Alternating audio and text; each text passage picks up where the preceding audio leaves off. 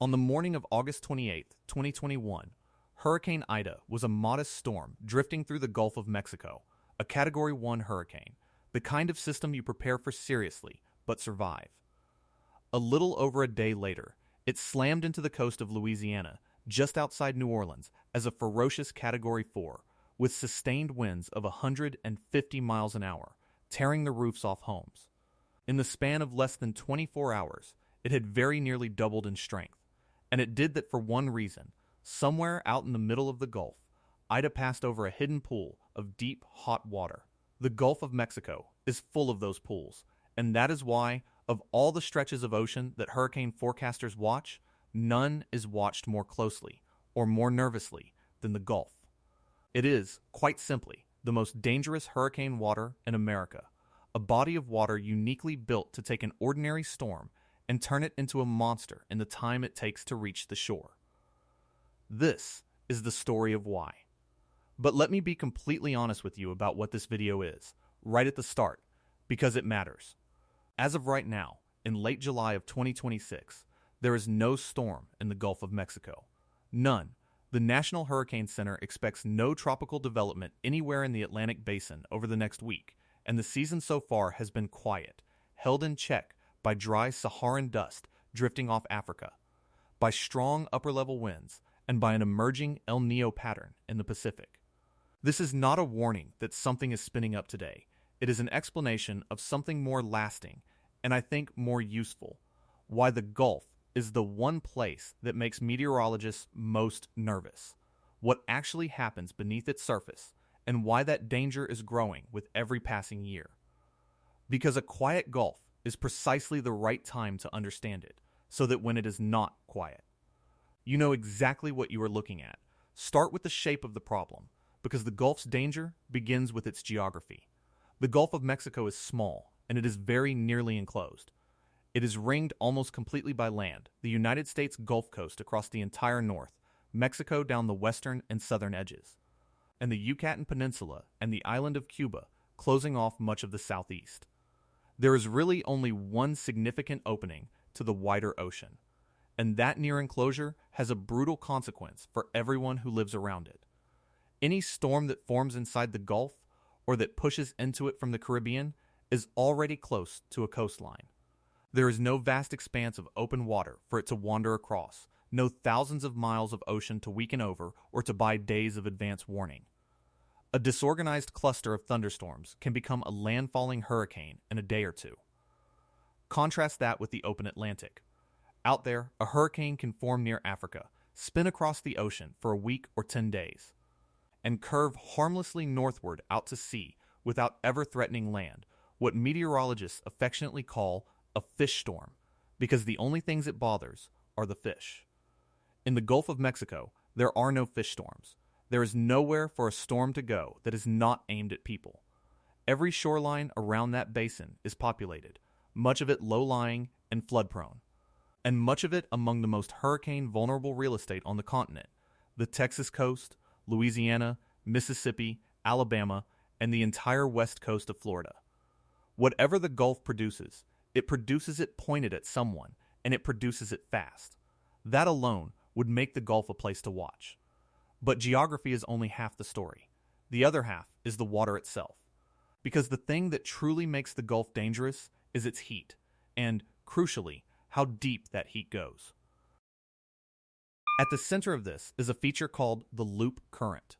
Picture a wide ribbon of exceptionally warm water that flows northward out of the Caribbean Sea, squeezing through the narrow channel between Cuba and Mexico, curving up into the Gulf, and then looping back around to exit between Florida and Cuba, where it goes on to help feed the Gulf Stream. That much is just a warm current, and warm surface water is common enough in the tropics. What makes the loop current special and dangerous is that its warmth is not just a thin skin on the surface. It runs deep. The warm water extends 100 meters or more straight down, and periodically, the loop current does something remarkable. It pinches off. A great rotating pool of this deep, warm water breaks away from the main current and drifts slowly westward across the Gulf, a spinning reservoir of stored heat sometimes 100 to 200 miles across.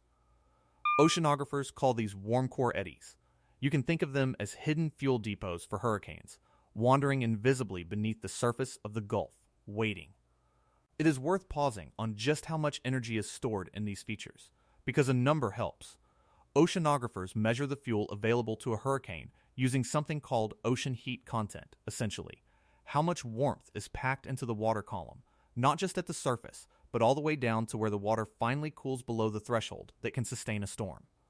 Around 26 degrees Celsius. In most of the Atlantic, a storm begins to strengthen where that heat content crosses a certain baseline value. In the deep, warm pools of the Gulf, the loop current and its eddies, the heat content has been measured at 2, 3, even more than 3 times that baseline. These are not marginally warm patches. They are extraordinary anomalies of stored energy, and the depth is the whole point. A warm layer that reaches down 150 meters or more cannot be exhausted by a passing storm the way a thin, warm skin can. The eddy simply has more fuel than the hurricane can burn through in the time it takes to cross it.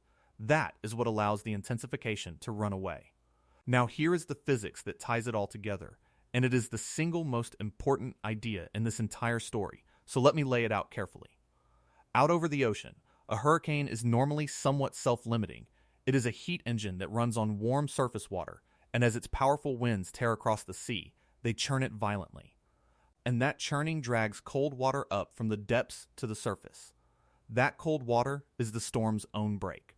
By pulling up cool water beneath itself, a hurricane starves itself of the warm fuel it needs, and its intensification slows or stops.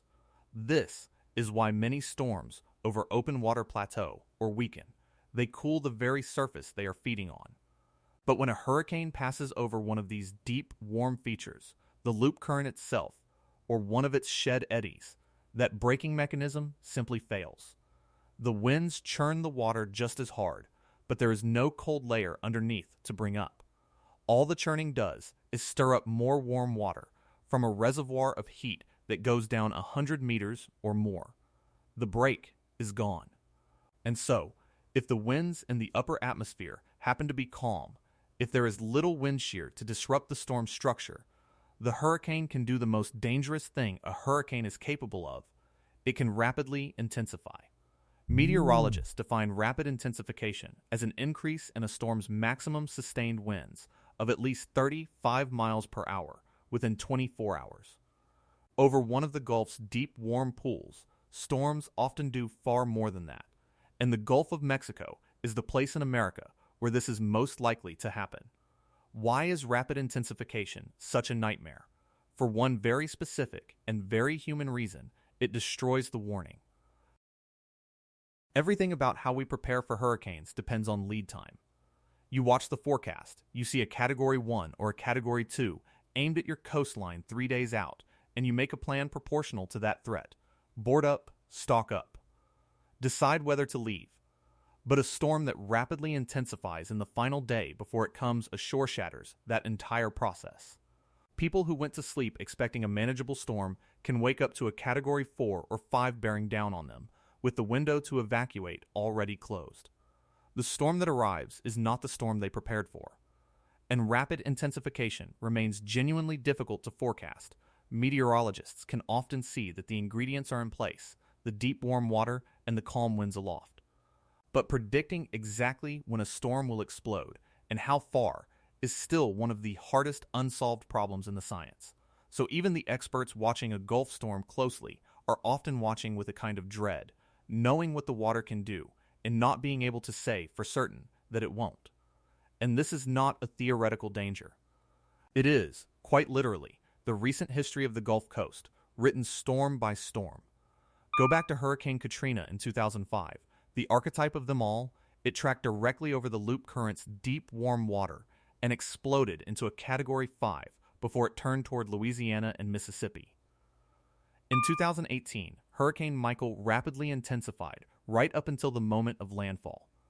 Coming ashore in the Florida Panhandle near Mexico Beach as a Category 5, it had passed over the trailing filament of a loop current eddy, and it strengthened so late and so fast that the communities in its path had prepared for something far weaker than the storm that erased them.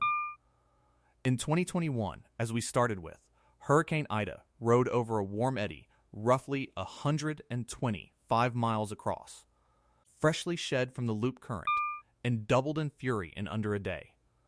In 2022, Hurricane Ian rapidly intensified over the warm Gulf into a high-end Category 4 before devastating southwest Florida. In 2023, Hurricane Idalia blew up into a major hurricane over the hot Gulf before striking Florida's Big Bend. And scientists estimated that ocean warming had boosted its destructive power by something like 40 to 50%. In 2024, Hurricane Helene drew ferocious strength from the unusually deep warmth of the Gulf as it charged toward Florida. And later that same year, Hurricane Milton set a record, intensifying from a tropical depression all the way to a Category 5 in a little over 2 days over that same water, a storm that studies concluded would have been meaningfully weaker at landfall in a world without human-caused ocean warming.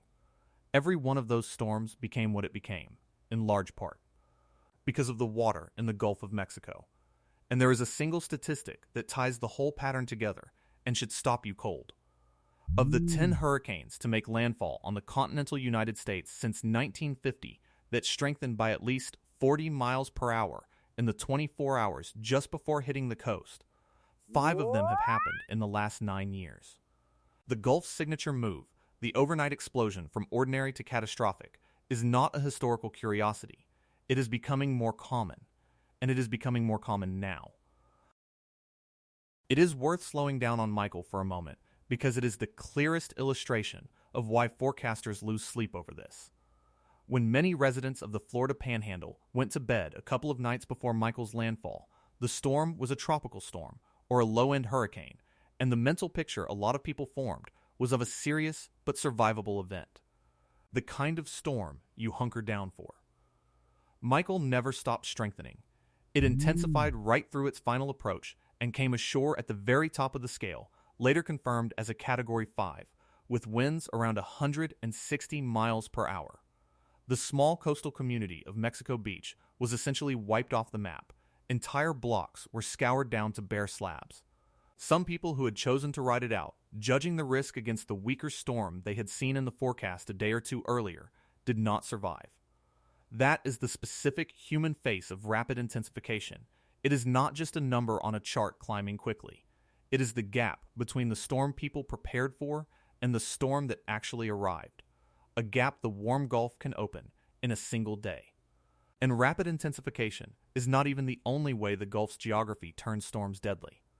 There is a second danger baked into the shape of the basin, and it is the one that has historically killed the most people: storm surge.